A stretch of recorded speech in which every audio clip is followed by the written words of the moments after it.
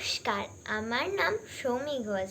আজ আমি আপনাদেরকে একটি গল্প বলে শোনাচ্ছি। গল্পের নাম পিশাচ। এটা আমার একটু দেখা ও একটু নিজের তৈরি করা বহুদিনকার আগেকার কথা। আমি আমার মা ও দিদির সাথে আমাদের গ্রামের বাড়িতে ছিলাম। মা জানালেন যে আজ দিদির জন্মদিন, তাই মা সকালের জলখাবারে বানিয়েছেন রুটি, ঘুগনি, ডিম ভাজা। আমি ভাবলাম যে দিদির কোনো বন্ধু সাথে একবার দেখা করে আসি। দিদি বলল, আজ তোকে দেখা করাবো আমার একজন প্রিয় বন্ধুর সাথে, তার নাম স্নেহা। আমি স্নেহাদি বলে ডাকতাম। স্নেহাদি আমাদের বাড়িতে এসেছে 2-1 দিন হলো। দিদির জন্মদিন পার হওয়ার পরে এক সকালে স্নেহাদি আমাদের সাথে জলখাবার খেতে বসেছিলেন। মা বলল, বিড়ালের শব্দ উঠছে রে বাইরে। আমি তো রান্নাঘরে কিছুই লাগাইনি, যাই দরজা জানলা লাগিয়ে আসি। দিদি বলল, তুমি একা এত তাড়াতাড়ি পারবে না, আমি তোমাকে সাহায্য করতে চাই। দিদি বলে গেল, স্নেহাদির সাথে বসে খাবারটা শেষ করিস, নইলে কিন্তু মা তোকে খুব বকবে। আমি হেসে বললাম, হ্যাঁ দিদি, আমি খেয়ে নেবো।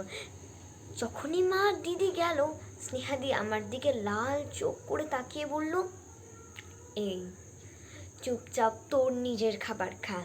স্নেহাদির এইরকম কথা শুনে আমি একটু অবাক হয়ে গেলাম। স্নেহাদিকে বললাম, এরকম করছো কেন গো স্নেহাদি? স্নেহাদি তখন বলল, আমি কে তুই জানিস না। এই বলে স্নেহাদি একটা কাঁচের বাটি হাতে তুলে নিল, ভর্তি লঙ্কা গুঁড়ো, আর খেতে লাগলো। আমি দেখলাম এ না কোনো পশু খেতে পারবে, না কোনো মানুষ, তাহলে স্নেহাদি খাচ্ছে কিভাবে? আমার তো বুকটা ধড়ফড়িয়ে উঠলো যে স্নেহাদি খেলো কিভাবে। স্নেহাদি বলল, আমি শুতে যাচ্ছি। আমি বললাম, কি স্নেহাদি, কিরকম কথা বলছো? এখনো তোমার খাবার শেষই হয়নি। স্নেহাদি রেগে মেগে চেয়ার ঠেলে উঠে দাঁড়িয়ে রান্নাঘরের দিকে চলে গেল। রান্নাঘরে ঢুকে স্নেহাদি যে ঢুকতে যাবে, অমনি জানলাটা খুলে গেল ধড়াম করে। স্নেহাদি রান্নাঘরের দরজাটা লাগালো। ডান দিকে জানলাটা খুলেছিল বলে আমি দেখতে গেলাম স্নেহাদি কি করছে। ও মা, হাঁড়ি যেই স্নেহাদি সরালো, হাঁড়ির তলা থেকে বেরিয়ে এলো অজস্র টিকটিকি, যা স্নেহাদি ধরে কপ কপ করে খেতে লাগলো। আমি দেখলাম স্নেহাদি এ কি করছে। স্নেহাদি মানুষ নয়, পশুও নয়, বরং পিশাচ। আমি দিদি ও মাকে বলার চেষ্টা করেছিলাম, তারা কেউই আমার কথা শুনিনি। তারা হেসে উড়িয়ে বলল, তুই পাগল হয়ে গেছিস। আমি একটু অবাক হলাম যে কেউই আমার কথা বিশ্বাস করছে না কেন।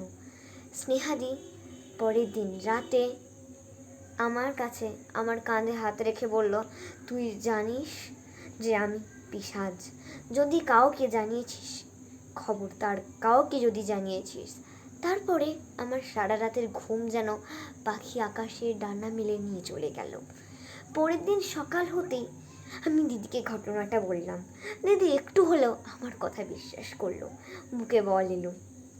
দিদিও আমি পুকুর পাড়ে গিয়ে দেখলাম স্নেহাদি উল্টো পায়ে গাছে চারিপাশে গোল গোল করে ঘুরছে।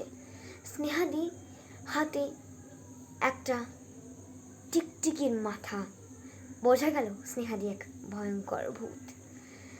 এটা মাকে জানাতেই মা অবাক হয়ে বলল, এবার কি করবি তাহলে তোরা? দিদি বলল, তুই আর মা ওকে কথায় ভুলিয়ে রাখ। আমি দেখছি কোনো তান্ত্রিককে ডাকা যায় নাকি। পাশের গ্রামে থাকতো এক তান্ত্রিক, তাকে ডাকা হলো। স্নেহাদির অনেক ঝাড়পোঁছ, অনেক কিছু করা হলো। তার কিছু মাস ও কিছু বছর পেরিয়ে গেল।